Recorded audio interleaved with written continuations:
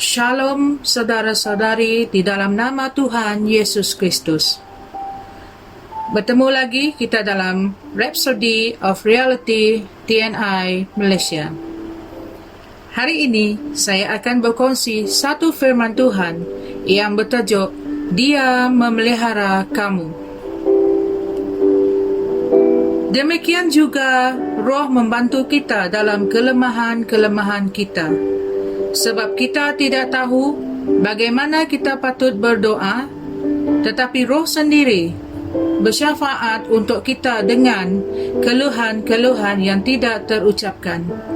Roma 8 ayat 26. Ada kalanya kamu berhadapan dengan begitu banyak kesusahan sehingga kamu tertanya-tanya, bagaimana aku harus berdoa tentang semua masalah ini?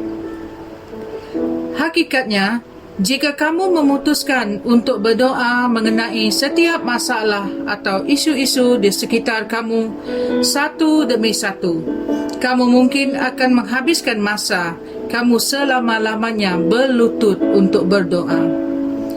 Tambahan pula, kamu mungkin tidak akan ingat kesemuanya. Tetapi, berita baiknya adalah Tuhan tidak mengharapkan kamu untuk memikul bebanmu sendiri. Alkitab mengatakan, serahkanlah segala kekhawatiranmu kepadanya, sebab Dia mempedulikan kamu. 1 Petrus 5 ayat 7. Yang sebenarnya, Dia tidak mengharapkan kamu berdoa mengenai masalah-masalah kamu, kerana kamu tidak tahu pun semua masalah itu. Jadi, bagaimana kamu dapat menangani semua masalah tersebut?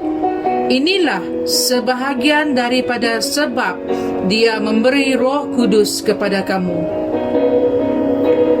Roh Kudus memelihara kamu di waktu kelemahan atau waktu keterbatasan.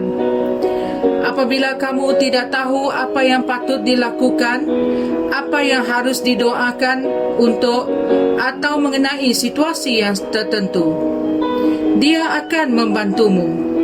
Tuhan telah memberi Roh Kudus kepada kita untuk membimbing kita dalam semua situasi kehidupan. Berkenaan dengan cara untuk menangani masalah seharian, Roh Kudus yang sama itu mencelah, bersyafaat untuk kita seperti apa yang dibaca dalam ayat Injil tema kita. Dia menguruskannya bagi pihak kita. Hendaklah kamu sentiasa sedar dan tunduk kepada pelayanan Roh Kudus dalam kehidupan peribadi kamu. Dia berdoa melalui kamu dengan keluhan-keluhan dan desahan-desahan yang tidak dapat diucapkan dalam kata-kata yang jelas, sambil bersyafaat untuk kita sesuai dengan kehendak Tuhan. Inilah sebabnya mengapa ia adalah penting untuk kamu sering berdoa dalam bahasa roh. Ia menolong kamu untuk mengaktifkan roh kamu dan melepaskan ucapan-ucapan dari Roh Kudus.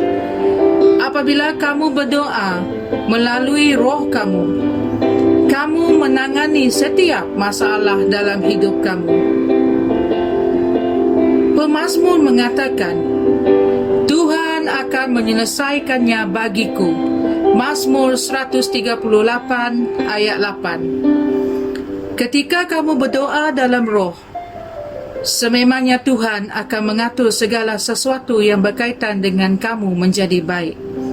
Bahkan Dia menyelesaikan perkara-perkara yang kamu tidak sedari. Kamu hanya perlu mempercayai Dia dengan segenap hatimu. Sedar bahawa Dia cukup besar dan bersedia untuk menjaga kamu. Terpujilah namanya selama-lamanya. Mari kita berdoa. Ya Bapa yang penuh dengan kasih, terima kasih atas pelayanan Roh-Mu yang luar biasa, yang memberikan aku pengetahuan tentang kehendak-Mu mengenai isu-isu penting dan menolong aku untuk berdoa dengan betul. yang menyebabkan semua keadaan menjadi selaras dengan kehendak-Mu yang sempurna untuk hidupku dan untuk hidup orang yang aku kasihi.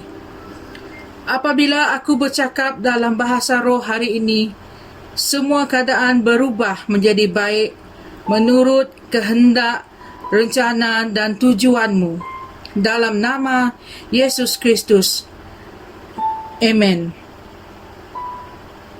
Kita juga boleh membuat bacaan sendiri seperti dalam 1 Korintus 14 ayat 14, Roma 8 ayat 26 hingga 27 dan Yudas 1 ayat 20.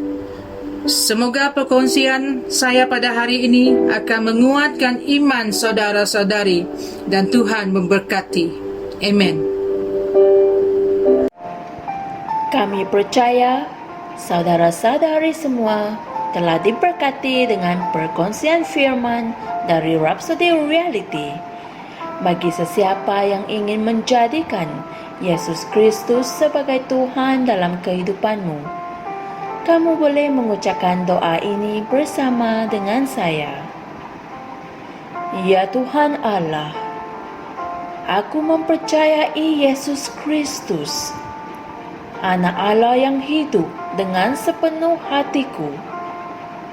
Aku percaya Dia telah mati untukku dan Allah telah membangkitkan Dia dari kematian. Aku percaya Dia hidup hari ini. Aku mengaku dengan mulutku bahwa Yesus Kristus adalah Tuhan dalam hidupku mulai dari hari ini. Melalui Dia dan di dalam nama-Nya, aku mempunyai kehidupan yang kekal. Aku telah dilahirkan semula. Terima kasih Allah kerana menyelamatkan jiwaku. Aku sekarang adalah anak Allah. Haleluya. Tahniah, sekarang kamu telah menjadi anak Allah. Untuk apa-apa sebarang pertanyaan atau untuk mendapatkan lebih banyak maklumat mengenai bagaimana untuk bertumbuh sebagai seorang Kristian, anda semua boleh hantar mesej di akaun Facebook kami atau email kami di tni.msia@gmail.com. Sekali lagi, tni.msia@gmail.com. Tuhan berkati anda semua.